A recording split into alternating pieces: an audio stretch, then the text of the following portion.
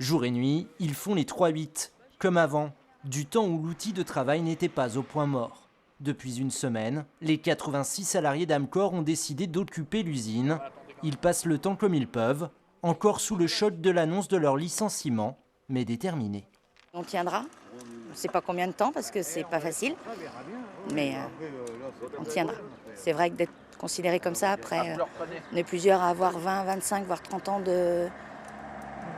dans cette même entreprise.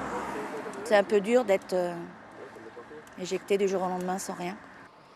Le 23 mars dernier a marqué la rupture des négociations entre les salariés et la direction, le groupe Amcor demandant aux Argentanais de reprendre le travail pour renouer le dialogue.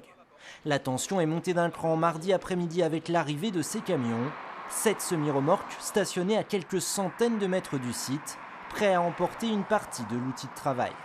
Conséquence, les salariés ont déposé plainte auprès du procureur d'Argentan pour la tentative de déménagement d'une partie de l'usine, mais aussi pour mettre en avant les problèmes liés à la sécurité de ce site classé à risque. Nous, ce qu'on voudrait faire montrer aussi au préfet, à l'opinion, c'est qu'on est sur un site très dangereux. On ne voudrait pas, nous, élus, qu'on ne puisse plus maîtriser la masse et puis qu'on en arrive à un moment où on va être débordé. Les enquêteurs de la police d'Argentan et un inspecteur du travail se sont rendus sur les lieux.